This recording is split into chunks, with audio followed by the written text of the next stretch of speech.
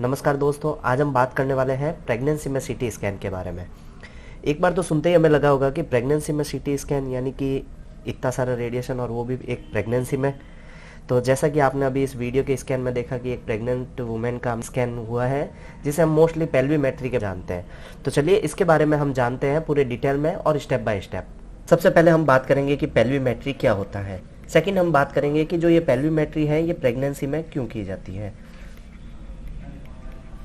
Okay, तो pregnancy में क्यों की जाती है, अगर मान लो ये हम प्रेगनेंसी में कर रहे हैं तो प्रेगनेंसी के किस फेज में ये की जाती है, यानी कि हम इसके बात करेंगे फेज या कितने वीक्स की जो प्रेगनेंसी होती है उसमें ये की जाती है।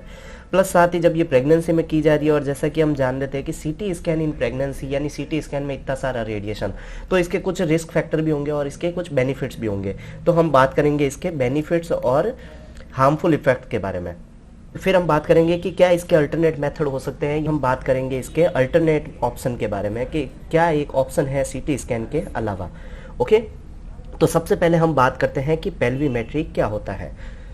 ओके, तो pelvimetry is a measurement of diameters of the pelvis to assess the pelvic cavity. Word का मीनिंग देखें तो पेल्विक का मतलब यही है कि हमें डायमीटर पता करना है किसका, पेल्विक कैविटी का।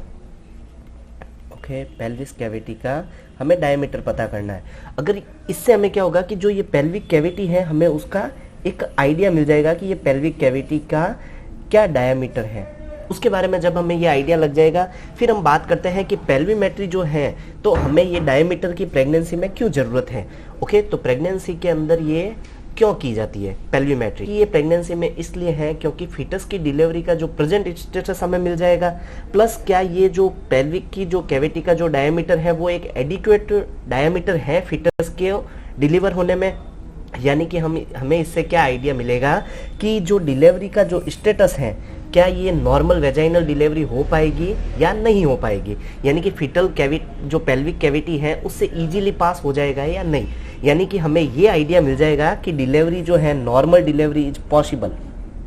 ओके, नॉर्मल डिलीवरी कह दो या फिर वेजाइनल डिलीवरी कह दो, दोनों सेम चीज है। फिर जो फीटस का जो हेड वाला पार्ट है क्या वो उसमें से सक्सेसफुली उसमें से डिलीवर हो जाएगा, तो उस स्टेटस के लिए हमें ये प्रेगनेंसी में सीटी स्कैन किया जाता है। नेक्स्ट हम बात करते हैं कि चलो ये प्रेगनेंसी में कर रहे हैं, वैसे तो नाम सुनने से ही लगता है कि प्रेगनेंसी में इतना सारा रेडिएशन और अब प्रेगनेंसी में कर रहे हैं तो ये किस वीक में और किस फेज में कर रहे हैं। तो हम देखते हैं कि 36 से 39th वीक ऑफ प्रेगनेंसी में ये प्रोसीजर किया जाता है।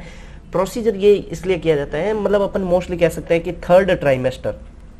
थर्ड ट्राइमेस्टर भी ऑलमोस्ट कंप्लीटिंग पे होता है तब ये प्रोसीजर पेल्विमेट्री प्रोसीजर किया जाता है। ओके, तो इस फेज में हम मतलब ये फेज प्रेगनेंसी में यही फेज क्यों ली गई, इसमें एक तो जो फीटस जो है वो फुल्ली डेवलप हो गया है। ओके, इस फेज में फीटस फुल्ली डेवलप हो गया है। और अगर हम बात करें कि जो रेडिएशन से सेंसिटिविटी की, यानी कि रेडिएशन से सेंसिटिविटी अब पहले की तुलना में ये जो फीटस है अभी किस फेज के अंदर, फीटस 36 से लेके 39th वाले फेज में, तो ये कम सेंसिटिव होता है रेडिएशन से। यानी कि रेडिएशन का इतना हार्मफुल इफेक्ट इस पे नहीं पड़ेगा जितना फर्स्ट ट्राइमेस्टर और सेकंड ट्राइमेस्टर में बनता है। यानी कि इस फेज के अंदर क्या होता है कि जो फीटस है वो फुल्ली डेवलप है। ओके, तो रेडिएशन से कम सेंसिटिव होता है। ओके, तो मोस्टली किस फेज में की जाती है, 36 से लेके 39th वाले वीक ऑफ प्रेगनेंसी में की जाती है और थर्ड फेज अपन कह सकते हैं third trimester phase. Okay, next हम बात करते हैं कि इस पेल्विमेट्री के जो हम सीटी पेल्विमेट्री की बात कर रहे हैं उसके क्या बेनिफिट और क्या रिस्क फैक्टर है। ओके, तो सबसे पहले हम बात करते हैं कि इसके बेनिफिट क्या क्या है। बेनिफिट हम एक कंफर्म कर सकते हैं कि वेजाइनल डिलीवरी इससे जो पॉसिबल है या नहीं है। फर्स्ट तो ये वाला हमारा बेनिफिट है। सेकंड बेनिफिट है तो मदर की जो पेल्विक कैविटी का जो रिस्क है वो इसमें हमें पता चल जाएगा, यानी कि मदर का रिस्क हमें इसमें पहले से ही पता चल जाएगा। तो जब भी हम पेल्विमेट्री करेंगे तो मदर को जो रिस्क है डिलीवरी से वो हमें इससे पहले ही पता चल जाएगा। और थर्ड बात आती है कि अगर पेल्विक की साइज या पेल्विक कैविटी का डायमीटर एडिक्वेट नहीं है तो कई बार क्या होता है फीटस को भी चोट पहुंचती है, तो उस फीटस को पहुंचने वाली चोट से भी हमें बचाव मिल जाएगा। यानी कि देखो इससे मदर को भी बेनिफिट है प्लस फीटस को भी बेनिफिट है और हमें एक स्टेटस मिल जाएगा कि वेजाइनल डिलीवरी इससे पॉसिबल है या नहीं है। तो इतने सारे हमारे पास बेनिफिट फैक्टर है। लेकिन अगर हम बात करें रिस्क फैक्टर के बारे में कि रिस्क फैक्टर क्या हो सकते हैं, हाई अमाउंट की रेडिएशन मिलती है, हाई अमाउंट की रेडिएशन मिलेगी। किन किन को? मदर और फीटस दोनों को, मदर और फीटस दोनों को।